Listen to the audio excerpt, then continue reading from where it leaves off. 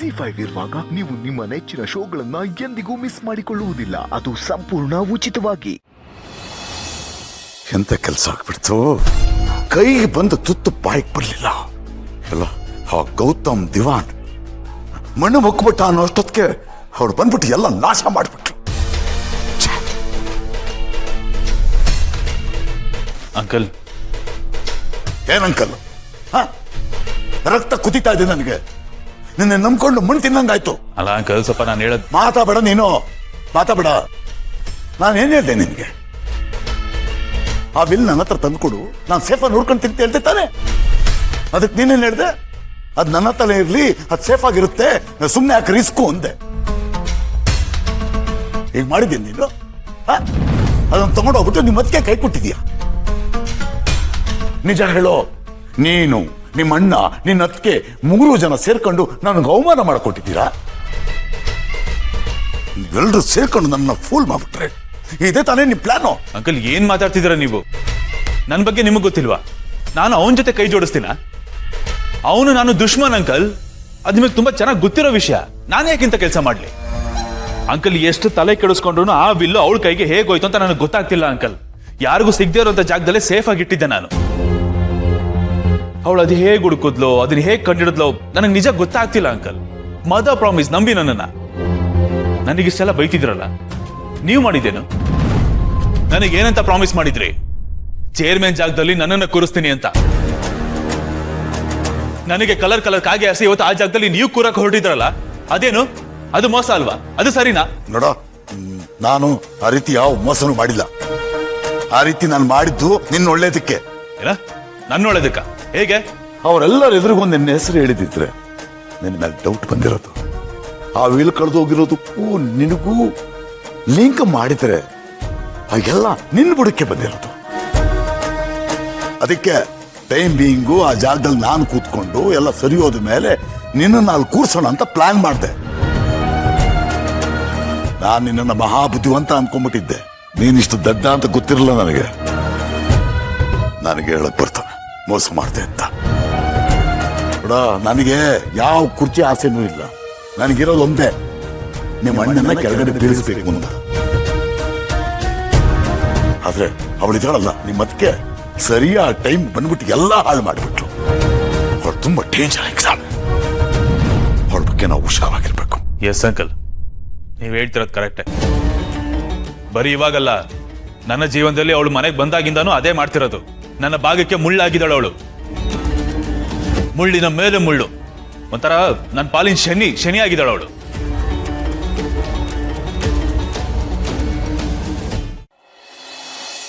Jai, stop it. No, ಏನಕ್ಕೆ ಇಷ್ಟೊಂದು ಕುಡಿತಾ ಇದ್ದೀರಾ?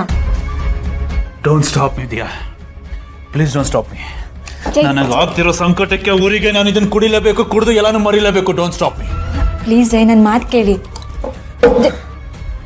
ಬಿಡು Diya, Jai please. Just leave me alone. Jai, ನೀವು ಈ ಥರ ಆಡ್ತಾ ಇರೋದು ನೋಡಿದ್ರೆ ನಂಗೆ ಭಯ ಆಗ್ತಿದೆ. ನನಗೆ ಎಷ್ಟು ಉರಿದಾದೆ ಅಂತ ನಿನಗೆ ಗೊತ್ತಾ? Do you have any idea about it? ಇನ್ಮೇಲೆ ಹಾಗಾಗುತ್ತೆ, ಇನ್ಮೇಲೆ ಹೀಗಾಗುತ್ತೆ, ನನ್ನನ್ನು ತಡೆಯೋರೆ ಯಾರು ಇರಲ್ಲ, ನಾನೇ ಕಿಂಗು, ನಂದೇ ದರ್ಬಾರು ಅಂತ ಎಷ್ಟೆಲ್ಲ ಆಸೆ ಕಟ್ಟಿದ್ದೆ, ಎಲ್ಲ ಮುಗಿದೋಯ್ತು. ಹೀಗೆಲ್ಲ ಆಯ್ತಲ್ಲ ಅಂತ ನನಗೂ ಬೇಜಾರಾಗ್ತಿದೆ. ಅದಕ್ಕೆ ನೀವು ಇಷ್ಟೊಂದು ಎಕ್ಸ್ಟ್ರೀಮ್ಗೆ ಹೋದ್ರೆ ಹೇಗೆ? ಆಗಿದ್ದಾಯ್ತು, ಪ್ಲೀಸ್ ಸಮಾಧಾನ ಮಾಡ್ಕೊಳ್ಳಿ ಅಲ್ವಾ? ಸಮಾಧಾನ ಮಾಡ್ಕೋಬೇಕ? ಹೇಗ್ ಮಾಡ್ಕೊಳ್ಳಿ ಸಮಾಧಾನ? ಏನು ಅಂತ ಸಮಾಧಾನ ಮಾಡ್ಕೊಳ್ಳಿ? ಇದನ್ನಲ್ಲ ಬ್ಲಡಿ ಡ್ಯಾಶ್ ನಮ್ಮಪ್ಪ ಇದ್ದ, ಈಗಿಲ್ಲ. ಅವ್ನು ಮಾಡಿರೋ ಕೆಲ್ಸಕ್ಕೆ ಸಮಾಧಾನ ಆಗುತ್ತಾರ? ಅವರಿಬ್ರು ಮಾತ್ರ ಮಕ್ಕಳು, ನಾವು ಮಕ್ಕಳಲ್ವಾ? ಭಿಕ್ಷೆ ಬೇಡ್ಸಕ್ಕೆ ಅಂತ ಉಡ್ಸದ್ನ ನಮ್ಮನ್ನ? ಅಷ್ಟು ಶೇರ್ಸ್ ಅಲ್ಲಿ ಇದೆಯಾ ನಮ್ಮ ಪಾಲಿಗೆ 1% ಇಲ್ಲ ಅಂದ್ಮೇಲೆ ಏನು ಕುಡಿಸ್ಬೇಕಿತ್ತು? ಇಷ್ಟೆಲ್ಲದ್ರ ನಡುವೆ ಆ ಬ್ಲಡಿ ಮುದಿಯ ನಮ್ಮಪ್ಪ ಮಾಡಿದ್ದು ಒಂದೇ ಒಂದು ಒಳ್ಳೆ ಕೆಲಸ ಏನ್ ಗೊತ್ತದಿಯಾ? ಮುಂಚೆನ ಸತ್ತ ಸ್ವರ್ಗ ಸೇರಿತ್ತು. ಐ ಸ್ವೇರ್, ನಮ್ಮ ಅಮ್ಮ ನಾಣಿದೀಯಾ, ಇವತ್ತೇನಾದ್ರೂ ಈ ಕ್ಷಣ ಅವನೇನಾದ್ರೂ ಬದುಕಿದ್ರೆ ಒಂದೊಂದು ಕ್ಷಣನು ನರ್ಕ ತೋರಿಸಿ ಸಾಯಿಸ್ತಿದ್ದೆ ನನ್ನ ಕೈಯಾರೆ. ಅವನನ್ನ ನರ್ಕ ತೋರಿಸಿ ಸಾಯಿಸ್ತಿದ್ದೆ ಅವನ. ಇನ್ನೇನು ಉಳಿದಿದೆಯಾ ನನ್ನ ಪಾಲಿಗೆ ಅಂತ? ಇನ್ನೇನು ಉಳಿದಿದೆಯಾ? ಕಾಮ್ ಡೌನ್ ಜೈ, ಇಷ್ಟೊಂದು ಎಕ್ಸೈಟ್ ಆಗ್ಬೇಡಿ, ಒಳ್ಳೇದಲ್ಲ. ಆಗ್ತಿಲ್ಲ ದಿಯಾ, ನನಗೆ ತಡ್ಕೊಳಕ್ ಆಗ್ತಿಲ್ಲ. ಎಷ್ಟೆಲ್ಲ ಆಸೆ ಕಟ್ಟಿದ್ದೆ, ಎಷ್ಟೆಲ್ಲ ಕನ್ಸುಗಳು ಕಟ್ಟಿದ್ದೆ. ನಾನು ಚೇರ್ ಮೇಲೆ ನಾನು ಕೂರ್ತೀನಿ, ನಾನು ಚೇರ್ಮನ್ ಆಗ್ತೇನೆ. ಇನ್ಮೇಲೆ ನಾನೇ ಕಿಂಗು, ನಂದೇ ದರ್ಬಾರು, ನನ್ನ ಹೇಳೋರು ಕೇಳೋರು ಯಾರು ಇಲ್ಲ ಅಂತ ಎಷ್ಟೆಲ್ಲ ಆಸೆ ಕಂಡಿದ್ದೆ ಗೊತ್ತಾ? ಆ ಚೇರ್ ಮುಂದೆ ಇರೋ ಟೇಬಲ್ ಮೇಲೆ ನನ್ನ ಹೆಸರು ಬೀಳುತ್ತೆ ಅಂತ ಎಷ್ಟೆಲ್ಲ ಕನ್ಸು ಕಂಡಿದ್ದೆ ಗೊತ್ತಾ ರಿಯಾ? ಆದ್ರೆ ನಮ್ಮಪ್ಪ, ಬ್ಲಡಿ ನಮ್ಮಪ್ಪ ವಿಲ್ ಅನ್ನೋ ಹೆಸರಲ್ಲಿ ಎಲ್ಲದಕ್ಕೂ ಮಣ್ಣು ಹಾಕೋಗ್ಬಿಟ್ಟ. ಅಂಡ್ ಇವಳು ಲಾಸ್ಟ್ ಮೂಮೆಂಟ್ ಅಲ್ಲಿ ಆ ಮಣ್ಣನ್ನ ತಂದು ನಮ್ಮ ಮುಂದೆ ಸುರಿದು ನನ್ನ ಬುಡಕ್ಕೆ ಬೆಂಕಿ ಇಟ್ಲು. ಬರ್ಬಾದ್, ನನ್ನ ಲೈಫನ್ನ ಎಲ್ಲದನ್ನು ಬರ್ಬಾದ್ ಮಾಡಕ್ ಬಿಟ್ರು. ಬಿಡಲ್ಲ ಅದ್ಯಾ, ಯಾವನ್ನು ಬಿಡಲ್ಲ, ಯಾವಳನ್ನು ಬಿಡಲ್ಲ. ಏನು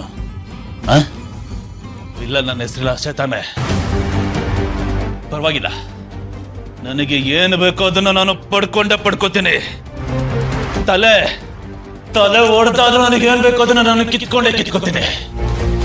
ಬಿಡಲ್ಲ, ಅದೇನಾಗುತ್ತೋ ಆಗ್ಲಿ, ಯಾವನ್ನು ಬಿಡಲ್ಲ, ಯಾರನ್ನೂ ಬಿಡಲ್ಲ. Please Jai, calm down. ಹೀಗೆಲ್ಲ ಆಯ್ತಲ್ಲ ಅಂತ ನನಗೂ ಬೇಜಾರಾಗ್ತಿದೆ, ಡಿಸಪಾಯಿಂಟ್ಮೆಂಟ್ ನನಗೂ ಇದೆ. ಅದಕ್ಕೆ ನೀವು ಹೀಗೆಲ್ಲ ಆಡಿದ್ರೆ ಸರಿ ಹೋಗುತ್ತಾ ಹೇಳಿ? ದಯವಿಟ್ಟು ನಿಮ್ಮ ಕೋಪನ ಇಲ್ಲಿ ತೋರಿಸ್ದಂಗೆ ನಿಮ್ಮ ಮನೆಯವ್ರ ಮುಂದೆ ತೋರಿಸ್ಬೇಡಿ. ಅವ್ರು ನಿಮ್ಮನ್ನ ತಪ್ಪಾಗಿ ತಿಳ್ಕೊತಾರೆ ಜೈ. ಆಮೇಲೆ ಅದು ಇನ್ನೇನೋ ಆಗಿ ನಮ್ಮ ರಿಲೇಷನ್ಶಿಪ್ಗೆ ಎಫೆಕ್ಟ್ ಆಗುತ್ತೆ. ಅದು ನನಗಿಷ್ಟ ಇಲ್ಲ. Please try to understand, be com.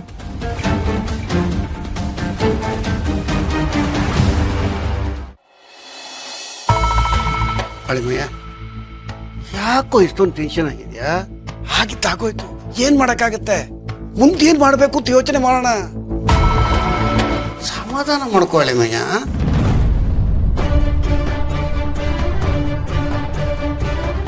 ಏನ್ ಸಮಾಧಾನ ಮಾಡ್ಕೊಳ್ಳಿ? ಹೆಂಗ್ ಸಮಾಧಾನ ಮಾಡ್ಕೊಳ್ಳಿ? ಇಷ್ಟು ದಿನ ಕಾದಿದ್ದು ಕೆಡ್ಡ ತೋಡಿ ಇಂಥದ್ದೊಂದು ದಿನ ಬರುತ್ತೆ. ಬಂದಾಗ ನಮ್ಮ ಅಣ್ಣನ ಕೆಳಗೆ ಬೀಳ್ಸೋಣ, ಅವನ ಜಾಗದಲ್ಲಿ ನಾನು ಕೂರೋಣ, ನನಗಾಗಿರೋ ನೋಗಿಲ್ಲ ರಿವೆಂಜ್ ತಗೊಳ್ಳೋಣ, ಪೂರ್ತಿ ಅಧಿಕಾರ ನನ್ನ ಕೈಲಿ ತಗೊಳ್ಳೋಣ ಅಂತ ಎಷ್ಟು ದಿನ ಕಾದಿದ್ದು. ಎಲ್ಲಾನು ನೀಟಾಗಿ ಪ್ಲಾನ್ ಮಾಡಿ ಎಕ್ಸಿಕ್ಯೂಟ್ ಮಾಡಿದ್ರೆ ಲಾಸ್ಟ್ ಮೊಮೆಂಟ್ ಅಲ್ಲಿ ಈ ತರ ಆಗೋಯ್ತಲ್ಲ ಮೋಸ್.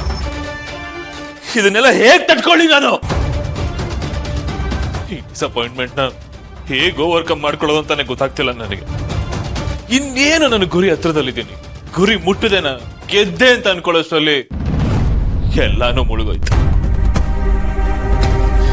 ಇದಕ್ಕೋಸ್ಕರ ಎಷ್ಟು ಕಷ್ಟಪಟ್ಟಿದ್ದು ನಾನು, ಕೊನೆಗೂ ಅದು ನನಗಾಗ್ಲಿಲ್ಲ, ನನಗೇನು ಸಿಗ್ಲಿಲ್ಲ, ಸೋತೋದೆ. ಇದನ್ನೆಲ್ಲ ಹೇಗ್ ಸಮಾಧಾನ ಮಾಡ್ಕೊಳ್ಳಿ? ಲತ್ತೆ ನನ್ನ ಮಗನ. ಛೇ, ಯಾಕೋ ಏನೇನೋ ಮಾತಾಡ್ತಾ ಇದೀಯ ನೋಡು. ನಿನ್ ಮಾವ ಹೇಳಿತರ ಇಲ್ಲಿಗೆ ಎಲ್ಲ ಮುಗ್ದೋಗಿಲ್ಲ, ಮುಗಿಯೋದಕ್ಕೆ ನಾನ್ ಬಿಡೋದು ಇಲ್ಲ. ನಮ್ಗೆ ಮತ್ತೆ ಈ ಅವಕಾಶ ಸಿಗತ್ತೆ, ಸಿಗದೆ ಎಲ್ಲೂ ಹೋಗಲ್ಲ. ZEE5 ಆಪ್ ಡೌನ್ಲೋಡ್ ಮಾಡಿ ಎಲ್ಲಾ ಸಂಚಿಕೆಗಳನ್ನು ಸಂಪೂರ್ಣ ಉಚಿತವಾಗಿ ನೋಡಿ.